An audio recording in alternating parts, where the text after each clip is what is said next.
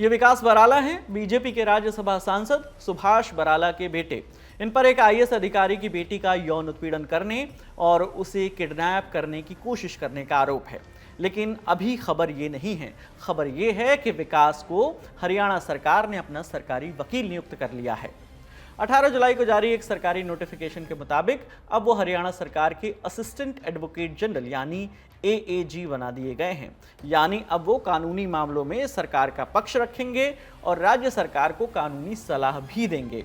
Indian express की report के मुताबिक नोटिफिकेशन में 97 नई नियुक्तियों का जिक्र है। इसमें असिस्टेंट एडवोकेट जनरल के साथ साथ deputy advocate general, senior deputy advocate general और एडिशनल एडवोकेट जनरल के पद पर विकास बराला का नाम है। विकास बराला की नियुक्ति पर आज तक के रिपोर्टर असीम बसी ने क्या जानकारी दी, वो भी आपको सुनवाते हैं। ये वही वो घर है जो फर्स्ट फ्लोर पे कहा जाता है कि वो विकास बराला जो रहते थे। हालांकि हमने चेक किया वो यहाँ पर नहीं है, लेकिन ये बड़ी एक पॉलिटिकल जो है डेवलपमेंट है कि एक व्यक्ति जो, क्योंकि विकास बराला जो हैं वो farmer BJP chief, state chief Subhash Barala के बेटे हैं। 2017 में उन पर केस रजिस्टर हुआ, वो जेल भी गए स्टॉकिंग चार्जेस के ऊपर, और अब उनको असिस्टेंट एडवोकेट जनरल जो है वो हरियाणा सरकार ने नियुक्त कर लिया है।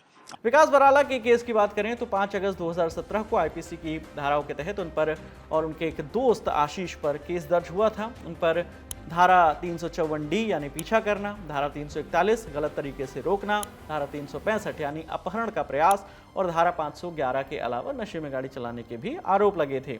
पीड़िता ने आरोप लगाया कि दोनों ने चंडीगढ़ में देर रात उनकी गाड़ी का पीछा किया और जबरन उनकी गाड़ी में घुसने की कोशिश की। पीड़िता की शिकायत के आधार पर एफआईआर दर्ज हुई।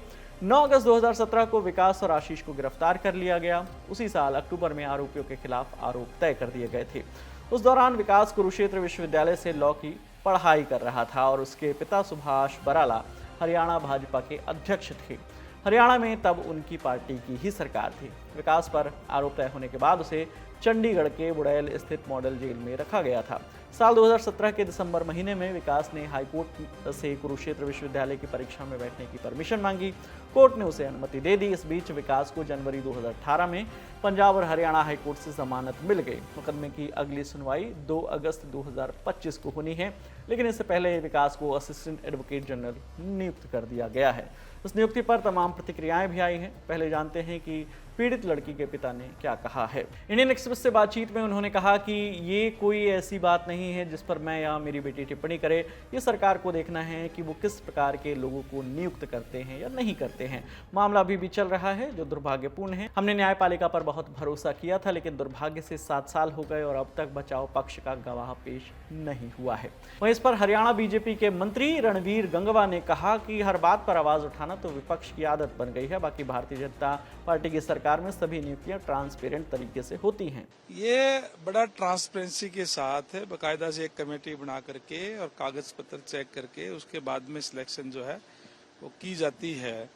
और ये भारतीय जनता पार्टी की सरकार है, इसमें यूं नहीं है कि कोई वैसे ही किसी का वो कर दिया। लेकिन जब ट्रांसपेरेंसी से कोई भी चीज की जाती है तो उसमें अब हर बात पे आवाज उठाना ये तो एक आदत सी इनके जो है बन गई है। वहीं इंडियन नेशनल लोकदल यानी INLD के विधायक आदित्य देवीलाल ने कहा कि विकास बराला के साथ हजारों टैलेंटेड लॉ स्टूडेंट्स ने एप्लीकेशन दी होगी, लेकिन उसमें उन्हें यानी विकास बराला ही सबसे इंटेलिजेंट नजर आए। इसके अलावा कांग्रेस विधायक जस्सी पेटवार ने कहा कि मैं बीजेपी से विकास बराला की वो उपलब्धि जानना चाहता हूं जिस वजह से उन्हें असिस्टेंट एडवोकेट जनरल नियुक्त किया गया था। 11 साल से ये बीजेपी शोर मचाती थी कि हम परिवारवाद नहीं करते, भाई भतीजावाद नहीं करते, बिना खर्ची बिना पर्ची मेरिट बेसिस पे। अब आप खुद देख सकते हो आज के न्यूज़पेपर में, हर न्यूज़पेपर में आया हुआ है कि एक क्रिमिनल जो ट्रायल अंडर ट्रायल है उसको इन्होंने लॉ ऑफिसर अपॉइंट कर दिया। इतनी अंधेर कर दी। और इस लिस्ट में एक भी इस बीजेपी के जो वर्कर्स हैं इनका नहीं लगा, किसी जज के रिश्तेदार हैं, कोई किसी का है।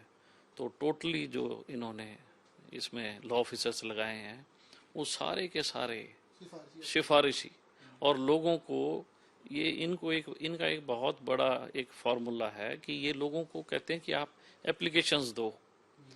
जिस किसी बच्चे ने वकालत कर रखी है और वो चाहता है कि मैं बहुत बढ़िया अच्छी वकालत करूं और टैलेंटेड है, वो हर आदमी अप्लाई करता है।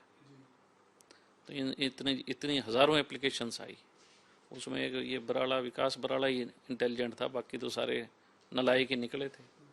आज मैं पूछना चाहता हूँ इस भारतीय जनता पार्टी से, इस सिस्टम से पूछना चाहता हूँ कि विकास बराड़ा की वो उपलब्धि हमें भी बताए जिससे हमें पता लगे कि भी इस व्यक्ति के पास ये क्वालिफिकेशन थी, ये उपलब्धि थी जब इनको डबल एजी लगाया गया।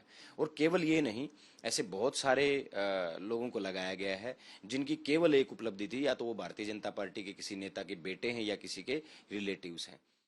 आप लोग विकास बराला की इस नियुक्ति पर क्या सोचते हैं, हमें कमेंट सेक्शन में जरूर बताइएगा। आपके लिए तमाम जानकारी जुटाई हमारे साथी रक्षा और रवि सुमन ने। कैमरे के पीछे आलोक है, मेरा नाम विकास वर्मा है। देखते रहिए दी लल्लन टॉप। शुक्रिया।